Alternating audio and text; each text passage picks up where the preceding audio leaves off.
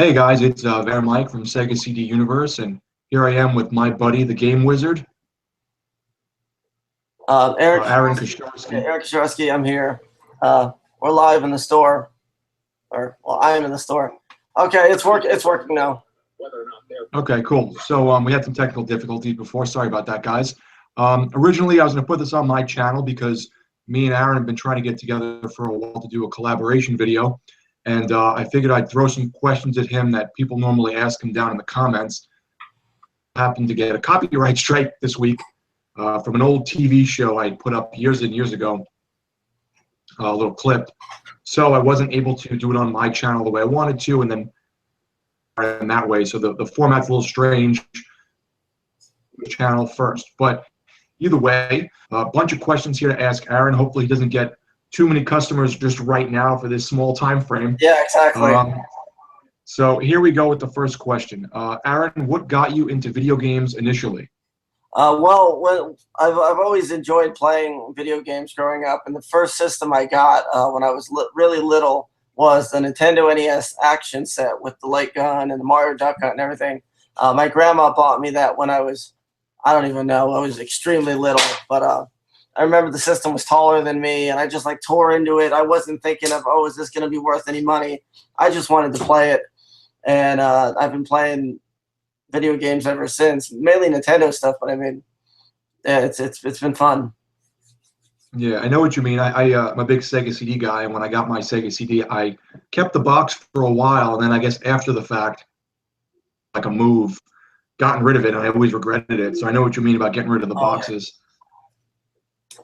Let's see here. Number two, how did you start selling games, and did you initially do it at your house or the flea market, Craigslist? Like, how did you get into the arena, so to speak? I mean, I was always playing video games, and I went to the flea market in around 2008, I think it was, when I first started going to the flea market, 2007, 2008. And I went there to sell random stuff, actually. I was going to sell Thai Beanie Babies, games. I was going to sell whatever I could possibly sell to make a profit. I didn't really care at the time what it was. Well, anyway, I ended up getting set up on Joey, the guy from Scott's show. Joey Turner? Yeah, Joey Turner, when his show which first started. I sat up kind of close to his grandmother, and I was also playing piano, and she told me that there was this guy that needed to hear me. I guess he was a musical promoter, and he moved me over to the D row, and then I was playing on the D row, and the guy on the D row was so annoyed with me playing piano that he complained to the office, and the front office ended up giving me a gig playing piano at the flea market. And what I would do is I would play piano at the flea market, and I'd have the booth, my entertainment booth. At the flea market, if you're an entertainer, you get a free spot. So that's what I was doing. Right. And in the meanwhile, I was selling all the games that I got to Bob. I would like, what, tell me one second. I would buy them for like $1 or $2 or whatever, and then I'd sell them to Bob for whatever he would pay for them. Well, what ended up happening was I realized I wasn't making as much money as I could have been making, so I started to amass games for myself. The flea market playing piano wasn't making me as much money later on as it was earlier, so I eventually just had a standalone game booth. And one day I just decided to slap a name on it, and we went with Video Game Wizard. Okay, cool. Do you have a customer? Yeah, he's looking right now. But okay, well, if he needs help, there's a question here that pertains to you, but I could ask Laurel it, so that's up to her. Oh no, Laurel's not here. Oh, I thought I saw someone walk by. No, that's Kenneth's girlfriend. Oh, okay. But let's see here. Okay, what's the next question? What recent video games do you play as opposed to the old stuff, and do you play any of them online on the internet? I mean, I play Call of Duty. I have played it online before, but I'm not any good. As far as anything like more recent games that have came out, I've played Mario Kart 8 online a little bit. Not all that great online. Mario Maker, I play a lot. I enjoy Mario Maker because it's not like a regular Mario game. You can literally make it be any game you want. You could turn you could turn Mario 1 into like a Donkey Kong level and have Donkey Kong music. I mean, you can literally, it's not just a Mario game. You can make it into whatever you want it to be because there's so many different variants in the game. But, like the imagination part of things, like the building it yeah, yourself. yeah, like you could, like somebody turned it into a Zelda game. There was a level I played. It was like a Zelda game. You had to go around and look for all the like treasure chests and get keys, just like you would in a regular Zelda game. Only it was with the Mario 1 layout and scheme and all the items and stuff. Oh, yeah. Let's see here. What do you have a favorite system and a least favorite system? And with it being your least favorite system, why is it? Why is that? I mean, my favorite system growing up was the Super Nintendo, and I guess if I had to pick a least favorite, I mean, I wasn't a huge fan of PlayStation 1, growing up. So I mean, I guess I'll have to go with that one. So not the Virtual Boy, the Game Palm, nothing like that. Well, I mean, the Virtual Boy was pretty bad. So I guess if I have to pick one officially, I'll do the Virtual Boy, I guess. But I mean, like I didn't really play a whole lot of PlayStation because of the loading times. You had to wait for all the screens to load. Like I had a PS1 with like 3 games. I had like Who Wants to Be a Millionaire. I had Bedrock Bowling. I forget what the third one was, but I remember there was like a load screen like every 5 to 10 seconds. Whereas with the Nintendo game, you just stuck it in there and it popped right up. I wasn't used to having to wait.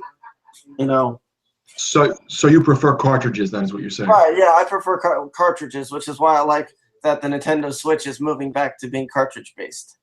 I was just going to ask you that, actually. That's funny. Okay, let's see what else here. This is kind of off topic. What are some of your favorite films and why? Do you have any reason? I mean, my favorite series of movies is the Back to the Future trilogy, which I wish they would make a 4th movie, but that's obviously not going to happen anytime soon. Although the Cubs did win the World Series as predicted, so there is that. That was in the movie? I didn't realize that. Well, see, in the second movie, he went into the future, October 25th, 2015, and it showed that the Cubs had swept Miami. And at the time, there was no Miami in baseball. Miami didn't become a baseball team until '93, and it's not possible for them to play the Cubs because they're both in the National League. And so technically, they were off a year. They said they were going to win in 15. Well, it's 16, so they're off a year, but close enough. Oh, and I also like the Mario Brothers movie. I forgot to mention that one. And you like it because it's bad, or you like? Well, I mean, it's bad, but it's also a Mario movie. So some movies are so bad that they're good. I hear you. I have a lot of movies I love that are really bad. I actually watched a documentary on YouTube once.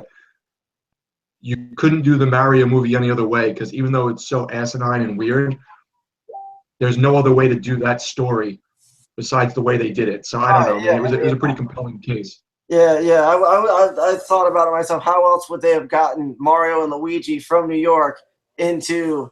I guess that was supposed to be the Mushroom Kingdom. I guess. Yeah, I guess so. I don't know. So we're gonna get into a couple personal questions here. Okay. Been married for how long now? We got married in March. March. Okay, so you're gonna be a year and a few months. Right. Yeah. What changed since you've gotten married? I mean, not a lot has changed. I mean, I've always really considered me and Laura to be like a team. Like when she's short on money, I help her. When I'm short on money, she helps me. It's kind of like a scale, a balancing scale. We got to balance everything, keep the store going, house bills, store bills. So I mean, yeah, we're married now. So yeah, there's the paper that says, hey, you're married. But right outside of that, all right. So it's the same kind of thing you were doing previously. Right. Pretty much the same thing we were doing before. We are looking for a place, like an apartment or a house or something. Okay. So that should be happening soon, and I can't wait because once that happens, then we can get rid of my storage unit, and I can officially have like a collection room with all of my stuff neatly displayed, and then I could do videos like Alpha does or Sean or everybody else. Did you end up getting most of your N64 games back that you had lost in the thief? The thief came in and stole them? I mean, I didn't the actual copies that got stolen. The cops never reimbursed me any games, any money. I pretty much lost $5,000 worth of stuff. But I do currently have a complete 64 set. I just completed it literally a week or two ago. I got Worms Armageddon. Okay. That was the last one I needed. Now I'm only looking for boxes and manuals at this point because I have all the games. Ever find out who did it? It's funny. I found out who did it. Funny enough. Okay, so was someone on the inside? It wasn't necessarily somebody on the inside. It was somebody that lives in the trailer park behind me. I guess took the stuff, and then they went to a flea market upstate somewhere and sold it to a guy up there at that flea market. And then I found it at Webster Flea Market. You know, the one we go to every so many months. Yeah. So I went to Webster Flea Market, and I know exactly what items were back on this shelf. There was a blue 64, a purple 64, a green 64, complete in box. I had a Japanese Saturn in the box. No, Japanese Super Nintendo, Super Famicom in the box. And I could walk up to this guy's booth, and he has not just video games. He has exactly what was on my wall at his booth. He had the green one, and they were like stacked up. He had my Zelda GameCube, Zelda Edition in the box. He had the Super Nintendo, and it wasn't even just that he had the Famicom Super Nintendo. The same 6 games that I had on my wall were the same 6 games that were on his table. So I could tell right away. I straight up, I told him, and then I called the cops because I didn't know what else to do. Cops showed up, and I guess the guy said that he wasn't the one, obviously, that stole the stuff, but he bought it off another guy, and the other guy and his friend lived behind my store in like a trailer park somewhere. So they know who did it. Wow. They have the guy's number. They have more than enough information to have arrested him and given me something by now. But yet I've had nothing. And this happened well over a year ago. Might even have been 2 years at this point. Because it happened in it might January. Be 2 years. Wow, that sucks. Yeah. Question: how are Mom and Josh doing, and what are they up to? I mean, right now they are going to an auction tonight, Scooter's auction. They go to an auction every Friday because they look for games and anything they can sell at the flea market. And at the auction, they'll just bid on things. I forget if you have to have like a specific thing to get in there or not. I know they give you a number and you got to give them your ID and all that. Last time they didn't go and they missed like a PS3 for $5 or something. It was something stupid cheap. But yeah, my mom's, she sold her house. She got a decent amount of money for that, and she moved into a trailer park home. So she's been living there. Her bills, she's got enough money to where her bills are going to be paid 5 years in advance. So as far as money goes for the next 5 years, she should be fine. So that's good to hear. Yeah. And Josh moved in with Kenneth, right? Yeah. Everybody was worried because of how my mother's house was, you know, when they saw the tour that Dave put up. But she's fine now. Yeah. Well, that's good. And I know she was working on getting disability at one point, so hopefully that goes through for her and she can maintain. Yeah, she can officially get it when she turns 60, which will be February, which is why she had to put the store in Josh's name. And have we gotten to the questions about the store? Not too much more about the store, honestly. It's a little more personal at this point. Right. Well, on a side note, branching off from that, next year, at some point, the store will officially be in my name 100%. So. Okay, good. Yeah, there's got to be a lot of changes. Hopefully, when that happens. One of the big things that's happened lately with you, at least that I was following, being friends with you, being friends with D. Dave and Sean Long and Connor and everyone else, the guys over at Tame I keep in touch with a little bit. Out of Florida, has been staying with you the past week or so. I know he's been hanging out in the store. What are the future plans with RJ in the store, and what does Mike and Tame think about RJ now? At this point? I don't think it really bothers them. BGW. Like I said, he's been here since Sunday night, and things have been going great. We went garage selling this morning. He was on the Monday show. Mixed reviews on YouTube, to say the least. But I mean, so far things are going pretty good as far as I'm concerned. Okay. So does he have a long-term plan, or is it more just kind of like winging it at this point? I mean, I'm not sure about a. Do you have a long-term plan? Just at this point. Yeah, yeah. He says he's just. I'm just seeing where things go, and hopefully things go well. Yeah, you know, I mean, we're trying. I mean, so far it's doing great. We're trying to find him a job, get him any help that he needs. But that's great. That's really nice of you. This is a weird one. For anyone that's looked in Aaron's back catalog of YouTube videos, my favorite video ever, better than his Monday show, Keeping Up with the Kosharskys, all that, is Happy Birthday, Grugu, Spoonsar, Larby, Larbu. And I must watch that video about once a year just to see if I pick up any hidden messages, because it's so weird and cryptic that it sort of reminds me of like a very drug-induced like David Lynch movie. So the story behind this is Larry Anderson came to you and gave you, and correct me if I'm wrong, gave you $100, right? He didn't come. Larry Anderson and his cousin Greg Matico live in Seattle, Washington. Okay. I still have them on Facebook. I talk to them every once in a while. But about, I don't know, 10 years ago now, I think it would be, or almost 10 years. I mean, I didn't realize this before, but I've been on YouTube for over 10 years now, officially, which is kind of insane. Be True to Yourself is, I think, 10 years old as of like a few months ago. But so yeah, they messaged me. Now this was back when I had like maybe 20 subscribers, because when I started doing game videos, I only had 35 subs. I don't know if anybody even knew that. I was posting hundreds of videos to literally nobody, and I didn't realize it was nobody. I thought I was trying to get views. I didn't realize you needed subscribers to get views. I just thought I could post a video and people would see it. And apparently I was posting these videos and barely anybody was even watching.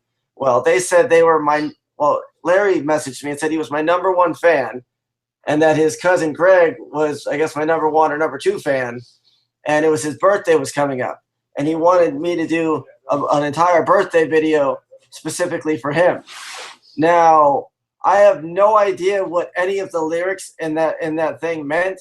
Only him. It's kind of like inside jokes that only him and his friends would know. Right. So he told me that he'd give me $100 if I made the video.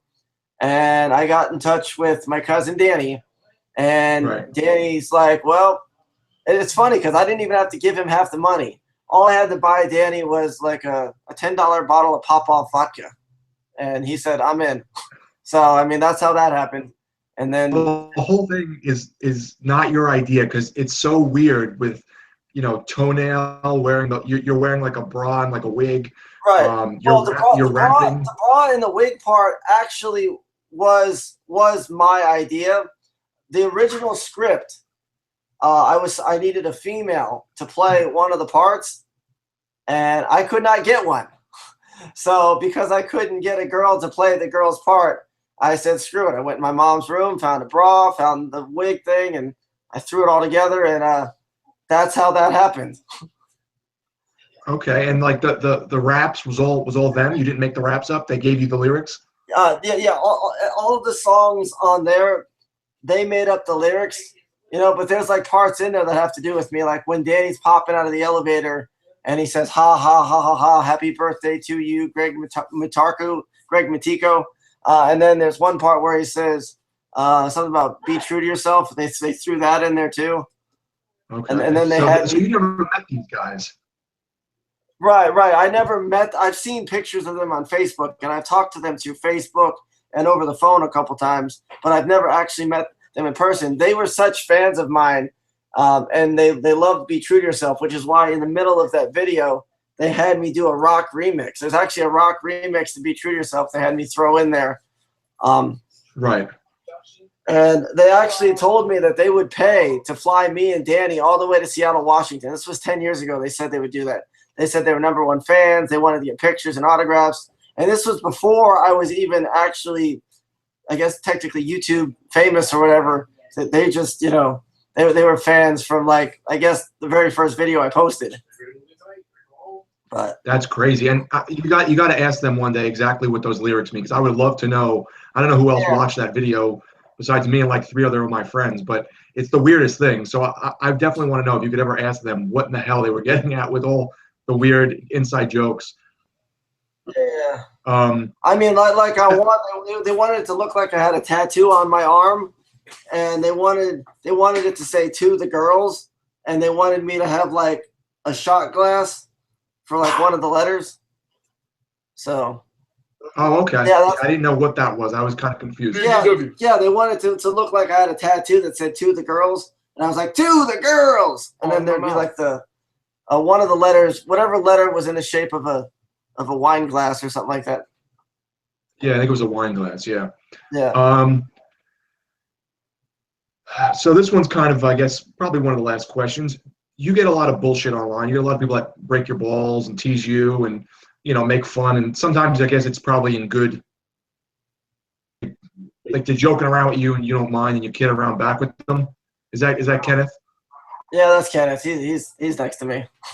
He's one of my favorite characters on the show. I need to see him more often. Yeah, say hi, Kenneth. What's up, man? I heard about you, dog. How you doing? What's going on? Yeah, man. He don't want to give me no spotlight. He hating me for some apparent reason. You know what I'm saying? I don't know. Oh, a little insider information. Both Kenneth and RJ are being added into this week's intro. Okay. And actually, Kenneth didn't know that till just now. He's been as my intro. What he felt to tell you was I told him the game, but he don't want to give nobody no credit. You know what I'm saying? That's why he's struggling and I ain't. But it is what it is. Eventually, he'll learn from his ways. You feel me?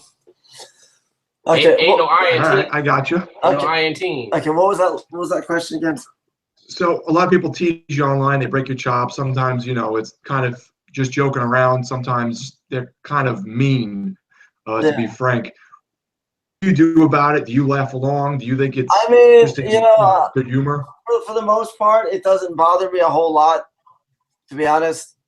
But I mean, sometimes they do they overstep boundaries a lot, and sometimes when they do, I've actually banned people before. Just recently, I went on a ban spree, and I tried to ban as many trolls as possible because I wanted to see if it would help with my subscriber ratio, because I noticed I kind of sort of flatlined like 3 or 4 months ago, and now I'm a little bit positive now. I gained like 30 subs in like the last 28 days, so it did a little bit of help. And then on the Thursday live stream, I gave Jabroni permission to be an administrator, and it was funny because anytime anybody said anything negative about Jabroni, he's like, "You're getting the ban hammer," and they're gone. So are you going to eventually meet up with Shady Character or have some kind of I have here? no idea who Shady Character is. I would love to meet him. Hey, I will handle that little puss boy, and then go out to him. I'll beat your ass senseless. End of discussion. So I think that's really it for my questions. Is there anything else you want to add about this? Everybody is as thick-skinned, I guess, as me. Like Laurel, some of the comments do get to Laurel a little bit, and Josh. But I mean, to me, they're just comments, and as long as people are commenting on the videos, that's positive. The more comments and subscribers and stuff and likes, whatever you have, that helps the channel. Although some of the negative ones, I had an opinion one time. I said that if a new person comes to watch my video and all they see is negative, then they might not subscribe, which is why I'm trying to do a little bit of damage control as far as getting rid of some of the extremely negative comments. You were going with any kind of, I don't want to use the word advertising, but I can't think of the term right now off the top of my head. So people just watching in general, bad or good, negative or positive. Right. Yeah. Trying to call out really bad negativity. Right. Yeah. I mean, if it gets really, really bad, then I can just block them or I mean, there's a way to set it up. You could actually in the streams you can put them in timeout. I found out there's like a thing for timeout, and then they sit out for like 5 to 10 minutes. Yeah. Or you could. Okay. So I think that was. What'd you say? I'm sorry, I missed you. Oh no, I was saying. I was gonna say that's really. You could block them from leaving comments. Oh, okay. In terms of my questions, do you have anything you want to add? You want to talk about your store or anything game related before we go? I mean, I got T-shirts. T-shirts are available for sale if anybody wants any. But I mean, outside of that, there's not a whole lot. Who did the design for the shirt? What? design for your shirt?